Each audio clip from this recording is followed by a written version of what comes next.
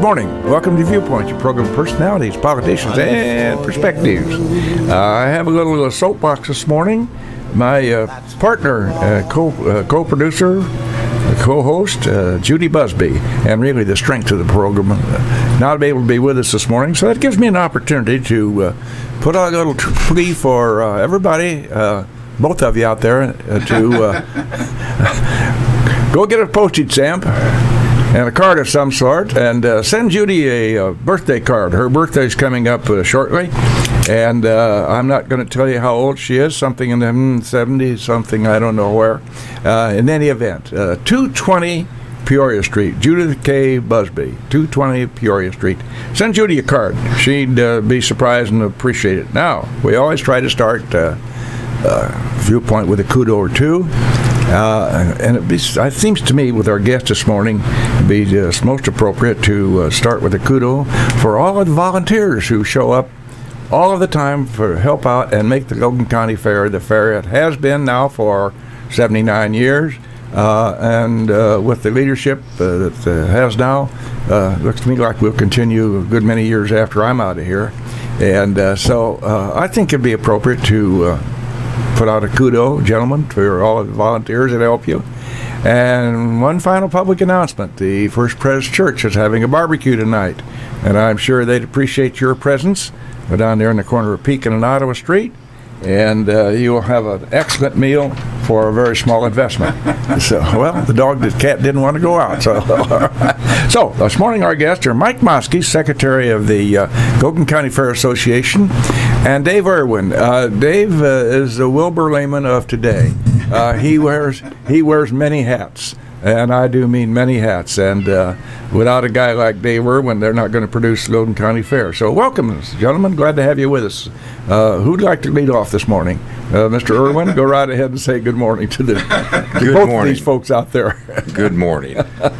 Dave just got quiet all of a sudden. Yeah. Dave's never quiet. Well, let's go back. 1937. I may be one of doggone few in the county who remembers the opening of the Logan County Fair, the new Logan County Fair at that time. As a matter of fact, I was telling the gentleman out in the anteroom, James, that's where I made some of my first money, selling programs. And Jean Ed Miller said, what were programs? You see, nobody realized it. And those are the days, the halcyon days of the standardbred racing. The Pacers and the Trotters got out there and do their thing. And the original organizers of the Logan County Fair were very bright in picking the fair dates, which came just before the Illinois State Fair, which at that time was, again, a big thing. And the horsemen enjoyed and loved to come to Logan County, number one, because they were treated well. We had a great physical plant. The track was a great track. And lastly, and certainly not least, it was just a week before the state fair, and it was a tune-up time. And the same could be said for the what we called in those days, boys, the Society Horse Show. Yes. A place that you would not go to without a jacket and a tie for the evening entertainment. And again, another era. But they had big society horse shows in Springfield, and so therefore we got the real good horses a week before, and they had printed programs, and we learned. They had a bunch of high school boys selling programs for the afternoon racing card, and the first day I learned that people didn't have pencils. Well, I hiked myself down to Kresge's store and bought a bunch of pencils for little or nothing, and then sold them for a nickel a piece. That was entrepreneurship. So that's where he made his first million, right there. Those are my early memories of the Logan County Fair. George Stoll, your grandfather, great-grandfather, yep. One of the original founders of the new Logan County Fair, because we had fairs before that. So let's Mike, you take that from there, if you will, please, because we were talking about that. We talked about that a little while. They had a Logan County Agriculture Society in the 1860s, and it was held in October. The fair was held in October, and it went from Mount Pulaski to Lincoln to Atlanta, and just kind of revolved. And you know, there were a lot of the founding fathers in the county that really had a lot involved in that. And then that kind of waned. It ran about 25 years, and that kind of waned. And then the fair came up here to Atlanta, on the south side of Atlanta. Yeah, Jim Ash was there then. Jim Ash was there then, and then that disbanded. And in 1937, they got together, and in the spring of '37, they got together and incorporated the fairgrounds. And actually, the fairgrounds itself was owned by the Farm Bureau, and the fair was leased from the Farm Bureau for about 10 years, and then the Logan County Fair Association purchased the 38 acres from what is, you know, the existing fairgrounds now. But I heard that the first, and I don't know who told me this, but the first fair was the whole fairgrounds was in wheat, and they cut the wheat prior to the fair and put it was just a big wheat field, and they put the tents up, and I don't believe the first year that they had the grandstand there, but I'm not sure about that. You know, you would know. I don't. I think we did, because people were filing into the grandstand, and that's where we supposed to position ourselves, right there when they came in to sell these programs. Right, and the original shareholders.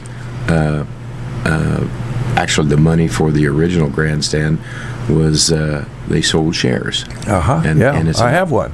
We are a not-for-profit corporation, but owned by shareholders, and so that started many years ago, and we're sure thankful that you, well, myself and Dave, and I believe there are 250 shareholders that own 450 shares. So that's interesting. It's interesting, right? Yeah. But now there are people that come up to me all the time and say, "I was at the first fair. I was born at the first fair. I was born." You know, right prior to the first fair. I think Bob Farmer told me that county board member Bob Farmer told me that he hasn't missed a fair.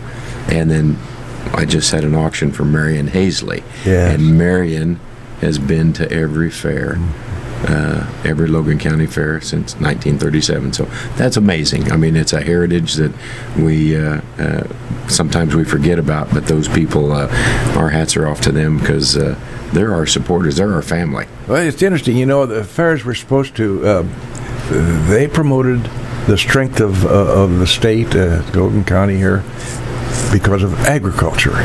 And they were designed to feature agriculture. And they've kind of morphed off into other areas right now. That change is inevitable. But in those days, they would have several implement dealers around here, not one or two, three big ones like we do today.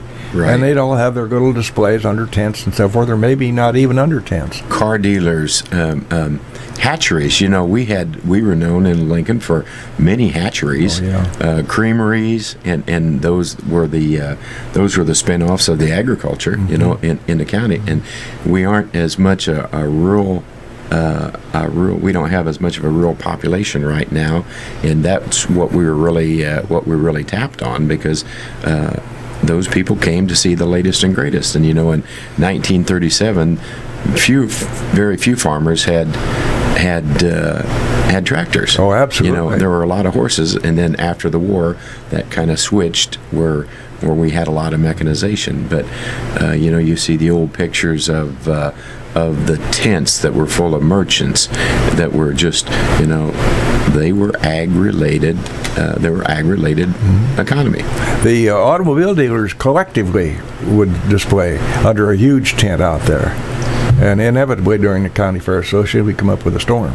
Yes. I remember one big storm that pretty well wiped out all the autos under the tent. We always have a storm. We always have hot weather and storms. So we kind of say, well, that's the Logan County Fair, and we know we're going to have it, so we'll just deal with it. But well, Dave, you wear, as I alluded to earlier, quite a few different hats as far as the fair operation. Would you kind of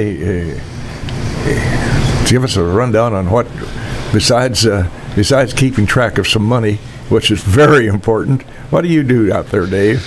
Well, Mike's got all the hats on. I've just got one basically, and that includes the Saturday night country music show is the thing that takes up a lot of my time. And we're excited to have Eric Pasley here this year with opening act Waterloo Revival. He talked about people I have no idea about at all. Yeah, that's a generation. They listen to this radio station much. They'll have heard Eric Pasley a lot, and I would encourage everybody to go check out Waterloo Revival as well. I think they're an up-and-coming act out of Nashville, originally out of Texas, and they're very good. So we're excited to have them coming this year, but that show requires a lot of sponsorship, because when you're selling tickets for $25 a piece, and you get you throw out whatever number you want to, but throw that number out and divide by 25, and it won't support all the costs it takes to put a show on like that. So that's a big change that's happened down through these 79 years, is cost of bringing in big names. Yeah. Now, how do you go out there and ferret out all these entertainments? Well, I work with a promoter that from Variety Attractions in Zanesville, Ohio. Chris Hesse is his name. He actually lives in Missouri, but I got hooked up with him several years ago down at the Illinois Association of Agriculture Fairs Convention in Springfield in January, and so he advises me. I meet with him probably 2 months after the fair's over. I'm going to meet with him, and we have lunch at the Cracker Barrel one day, and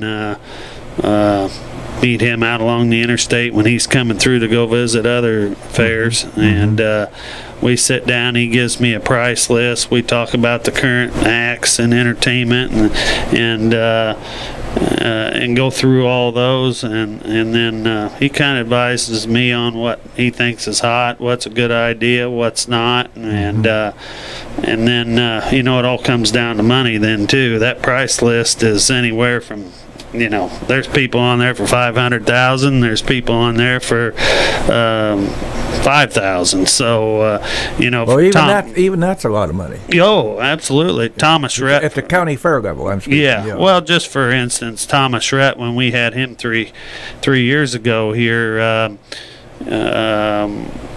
he was. I think we paid him somewhere between $30,000 and $40,000. It's amazing. And of course, with all the other production costs, stage light, and sound, the promoter, and the catering, and insurance, and you can. It was an $80,000 show before it was all over with. So, but what I was getting back to is, let's say he was $35,000, just for figuring sake. The very next year, when I went to book Dustin Lynch for last year's show, he was $125,000. So he had a few hit songs. We had him just right, and that's what you hope for when you're in my position. You hope you get one of these guys that blows up from October to August. But by the time the fair comes around, you hope they have a couple big hits, and they're the hot thing going. So Eric Pasley's had several hits. I would encourage people to go listen to him on iTunes or whatever, but I bet he's got at least 3 or 4 songs that you would have heard of, and so we're excited. What about me on that? Well, if you're over 90, that doesn't count, Bill. Yeah, there's a definite generation. Okay. Yeah, but we're glad you're here. So. Well, I was sitting here thinking in the old, again, somebody talking about the old times. Wilbur Lehman did that very thing. Yeah. And just on a personal note, that kind of morphed into Jack Bushell then took Wilbur's place, God rest him. And we had a helicopter act come in. The fellow's name was Dave Merrifield. Yeah. And his shtick was that he did trapeze acts from a helicopter that flew back and forth in front of the grandstand with no net, obviously. And we got to know Dave and his pilot through Jack, and we had a party for his pilot, a birthday party for him. And the next day, he put me in his helicopter and took me all over Logan County at a low altitude, and that was a big deal. Yeah. Kind of a spin-off from, but they would go to Vegas. That's where the big national convention was. Yeah. And they were able to more innocent halcyon days of innocence. They booked in some pretty good sized act. Nobody today would remember the Harmonic Cats, but that was a kind of a big day in this time. And then we booked those in. And people of higher stature, well, today that's all gone because of the economics of it. Yeah. Well, you talk about that, the helicopter act and the trapeze act. If people think they might have enjoyed something like that back in that day, they will want to be sure to come out on Friday night this year at the fair. We've got the FMX National Championship Series motorcycle jumpers coming. So you had a trapeze hanging from a helicopter back then. Well, these guys are going to use ramps and motorcycles, and they jump 70 feet in the air, and they take their hands off the handlebars and do all the trapeze act off of motorcycle handlebars. So it's going to be pretty exciting, and It should be a good draw, Dave. I hope so. They cost again. It costs a lot of money to bring them here, so we're hoping people will come out, support the fair, and appreciate what they have. Mike knows who I'm talking about here, but we sit in fair board meetings sometimes, and there's a few gentlemen on there that said if you put a motor on it, they will come. And so I suspect he might be right. We've got on Saturday night, we've got some motors on some motorcycles, and I think it's going to be an exciting show. You know, I mentioned we have Mike in the studios with us with Dave, Jim. We had the two Wilburs, Wilbur Colburn. By the way, Charlie Colburn was probably on the initial with your great-grandfather, Mr. Stoll. Wilbur's dad, yes. Yeah. Anyway, so the two Wilburs. And there was always a lot of friction about who was running what. Little conflict right there, Wilbur and Wilbur. But they said that said how are we going to get this going? And said just let Wilbur do it. Yeah, that's the way it worked out. Yeah. Hey, you know what? We don't want to forget our opening day. Not to change the subject or anything, but our opening day is Sunday, July 31st, and we start with harness racing at 1:30 in front of the grandstand. But the thing about that I want to tell everybody, we have the Illinois National Guard band that will be performing for the first hour prior to the show, and then the Downstate Classic harness racing, the standardbreds and pacers, some of the best in the state. And you know, with the state money drying up, the numbers are a little bit lower. Yeah. But as far as the entries, but these guys come to Lincoln just because of what you talked about before, a tune-up before the state fair. And we'll be lucky this year too. We have our Raymond Poe, our Illinois Department of Agriculture director, that will be there giving away some of the prizes. But my original thought on this whole thing, when we first started talking about it, we have a veterans picture that we've done for the last 15 years, and we encourage all veterans in Logan County to come to those harness races, because it's a free gate and a free grandstand, and then we invite those veterans right there to have that picture, because in the last 15 years, Bill, you see so many. Looking at the old pictures, you see so many of our friends that are not there, and right. Those pictures are priceless. And when you see those guys that that we give our freedom to, I mean, our freedom was because of them. We're very fortunate. So if all our listeners out there, if they could just put that on their calendar, July 31st at 1:30 p.m. at the Logan County Fairgrounds, we'll have that picture, and that's a part of history right there. And it's a tribute to veterans of Logan County and other counties who may come and visit us. And as a veteran, we appreciate that. By the way, kind of a side issue, maybe we can get the governor to come. The governor always shows up at the honor flight welcome home down in Springfield. I've made it a point to go ever since I went on that flight several years ago, and since he's been governor, Governor Rauner has showed up at every one of those, and I want to tell you they appreciate that. That's a wonderful tribute, and my father went this last year, and I looked down there, and they parade all the veterans and right through the airport. Governor walks in, walks right down the way, waving and everything. All of a sudden, walks right over to Bill Gossett and shakes his hand. So I don't know what it was, but he made a beeline. He made a beeline right to Bill Gossett and shook his hand. Well, so I've met him before several times. He doesn't know my name, but he recognizes me by sight. Well, the thing of it is, I've been bugging his staff to get him on Viewpoint. Okay. And it's never been a negative. But we can understand that with his scheduling and so forth. Oh yeah. So, but we're gonna prevail and keep on that and see if we can work that out.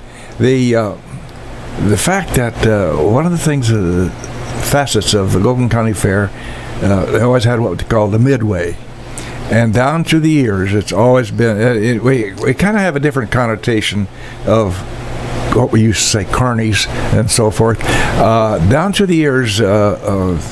They have made it a point to have a first-rate operator of the so-called midway, and I suspect that's very difficult today. There again, economics being what it is, putting something like that, moving it from fair to fair to fair, is a very expensive thing.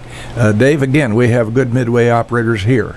Yeah, I think Mike can speak more to that. He deals with those people more than I do, but I'll let him talk about it. We have Richard Tinsley and Tinsley Amusements. They're out of High Hill, Missouri, and this Mr. Tinsley owns more mobile rides in the Midwest than anybody else around.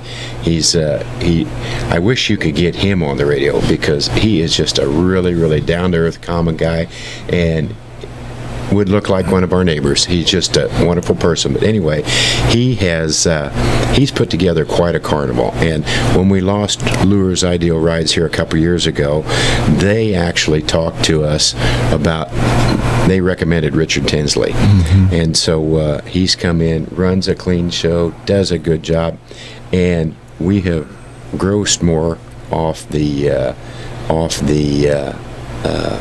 his carnival than we did with Lures. So, and the carnival is our biggest money maker of the fairgrounds. Is that a fact? That is. Yeah. So, you know, a lot of fairs have got their own method of working this, but we want to charge for the carnival, because if we have one gate that gives you everything, and we have bad weather, then we're going to suffer. So, and we know we're going to have bad weather during Logan County Fair at least 1 or 2 days. And speaking of making money, what's what we have to do here at WLCN? We have sponsors that allow us to be on the air. So aren't they great? We're going to morph right into that right now and come right back. And we're back live in the studios here at WLCN. The program is Viewpoint. Our guests this morning are Dave Irwin and Mike Maske, major domos of several at the Logan County Fair Association. A lot of people work hard to keep this Logan County Fair going, and they're among the leaders of the hard workers.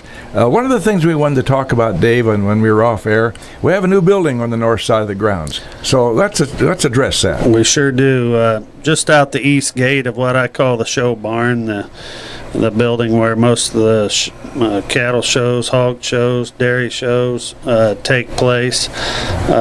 Just out of the east door of that, well, there's a brand new split-faced block building there that is a restroom. And so we've been hearing as a fair board for a lot of years that the restrooms leave a lot to be desired, and we don't want people to think we don't listen. sometimes we're listening with both ears and our checkbooks are completely dry, but we've sure appreciate Mike has worked hard in sending letters, a couple different campaigns out to solicit donations for this bathroom, and we've had an overwhelming response, and wonderful. We're very appreciative of that.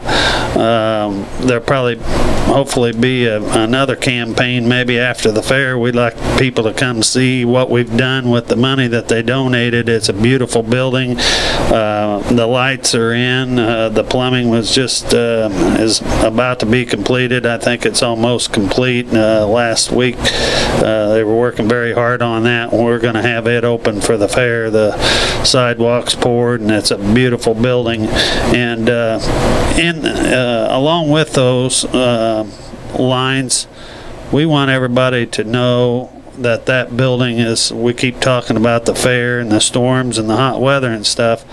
We really don't. We've got a bunch of people, exhibitors and buildings down there and in campers on the north end that if a storm pops up, there's no place for them to go. And so along with listening to them about the needs for new bathrooms, we also want them to know that we have their safety in mind as well. So those bathrooms are going to double as a storm shelter in the case of an event like that popping up on us. So they're very nice. There are 3 doors there. The middle door is the service bay that won't be open, and then they'll have there's going to be 2 showers in each one. Of course, they have to be handicap accessible now, so there's a wand in one of the showers on each side. Change room. There's a change room, and then a pretty good size area. I think, Mike, we're going to have some baby changing stations in there for those people. So we're really excited about that, about the new bathroom down there on the north end, and we hope people appreciate what we've done with that, because we certainly appreciate the donations that poured in to make that happen. We did go ahead and take out a little loan just to make sure we got it finished by the fair time, so it's not paid for yet, but we hope people like what they see. Yes, it's a real humbling thing too, because when you open those envelopes, because all the donations up to this time, all the donations have been from exhibitors, past exhibitors, grandmas and grandpas, and it's into the thousands and thousands of dollars. But we'll open those checks, and those envelopes full of checks, and there might be a grandmother that gave $1,000 because their kids had exhibited there in the past, and that's not one. I can probably tell you that there are probably 10 or 15 of those people that have given over $1,000, and there are some people that have given $2,000. Wow. And they said, Mike, if you need more, just give us a call. Well, that's very humbling. That's very humbling when you open that up and see that those people have the same commitment and have the same appreciation of the fair that we do, and it's kind of hard to go back to them after they've given $2,000 and say we need more. So, but at this time we haven't asked, major sponsors for money, because this is something that will be used by the exhibitors, well, the general public too. But we've not talked to Grau or Examus or Eaton or Cross Brothers or anybody like that, because this is something that it will improve the exhibitors' position there. So let's have the exhibitors pay for it, and it's worked. They've come through, and we're about 3/4 of the way having this thing paid for by those people that use it. So we're just tickled. I mean, we are really, kudos really to all tickled. of them, and certainly it would be more than appropriate to give a big kudo to the Logan County Fair Association Board for their foresight and their planning in launching this, something that's been much needed down through the years, with particular reference to the possible safety factor. Yeah, when bad weather comes up, the spectators, they get in their car and they go home. Mm-hmm. But the boy and the girl that have got their sheep or their dairy calves or anything up there, they want to stay with their livestock. So where do they go? Those are open pole buildings for the most part, and the wind really blows. Yeah. And so and the people on the campers, they're going to get blown away. That's right. That's right. Yeah. So. Well, let's just speak to these youngsters in 4-H that have, down through the years, Dave Irwin among them, when he was a youth, the mere youth, regular exhibitors of their livestock, and frankly, a lot of people go to, for no other reason, go to see these kids in their 4-H exhibits. So that's a big thing. Yeah, I grew up at the fair. It's the reason I'm on the fair board. Got a long history of ancestors being on the fair board, and Uncle John was on the fair board before me, and you mentioned great grandpa George Stahl being on there before him, and so I grew up there, and I still love it and very involved in it, and but the people like Mike was mentioning with the exhibitors making the donations and all the volunteers down there. But in addition to that, what I'm so heavily involved in is the Saturday night show, and that's a whole different set of sponsors for that event, and it costs big money to put that thing on, and we're so very thankful for them. And so there's a page in the fair book that lists all those out. There's several there's hundreds of posters throughout Central Illinois with those sponsors' names on them. You can go on the website and see who those sponsors are, but I'd really encourage people to patronize those sponsors, because that's who makes it happen. The volunteers and the sponsors are what keep us afloat and able to do what we do. Yeah, the thing of it is, with when the minute the Goat County Fair is over here in 2016, you're already meeting and planning, or have even, as we speak, ahead for 2017. Yeah. It just doesn't happen like it's about 6 months before. Yeah, I sent an email to a potential sponsor, just Monday. I had a reminder set that they had said that's too late for this year's fair when I contacted them, but see me in July or August about the 2017 fair. And so you got to keep in front of those people, because that's what makes it what makes it work. With the internet and all our communications now, it's really easy to price match and everything like that, and find the lowest price and everything like that. But we really, really, really need to support our local economy, and these people that give every day, we need to shop local, and we need to patronize them, because if we don't, they're going to be out of business. And we need these ag dealers, and we need these fertilizer dealers, and we need the automobile and those people, the hardware stores, and because those people support us, and so we need to encourage all our listeners to shop local and patronize these people, because they won't be here if we don't. Well said, Mr. Auctioneer. No, thank you well very stated. much. And that would include Mike Maske as an auctioneer, which brings to mind the 4-H projects. I remember our good friend Lou Johnson of the Tropics used to always go to the auctions and buy the blue ribbon. And then you still have the auctions every year, and these kids auction off their prize cattle. We still do. In fact, we have the 4-H, we call it the barrow and steer auction, but there are ag products, and and textile projects and things that they do sell, sheep and their swine projects and meat goats. But then we also have Janet Dom and was one of the ones that started it. We have My Favorite Pie contest, where the ladies bring in pies and we auction them off for the Fair Foundation. And then also the Cake Classic that's on Sunday afternoon. That's also, it will be changed to 4 o'clock this year, but it will some of the best bakers in town come, and McIntyre Appliances, they donate 3 stoves, and these ladies come in there and from scratch bake these cakes and then ice them in the 100-degree weather, and sell those, and that goes to the 4-H Foundation. So there are several auctions that go on, and all of it goes to charity, or all of it goes to the kids. So we're really, really thankful for all those people that grassroots stuff.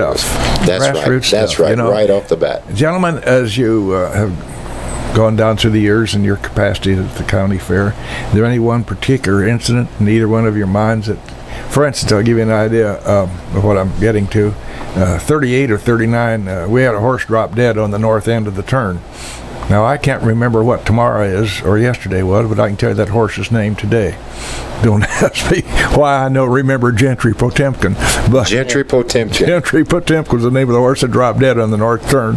Now, have you had any unusual episodes? Not people dropping dead. Oh boy, I can't tell you anything that comes to mind. Some humorous things that have taken place down through the years. Yeah, too. there's a couple things that I can tell you, Bill, but we can't tell you on the air. I see. Oh, well, 5-minute switch will be ready. Yeah.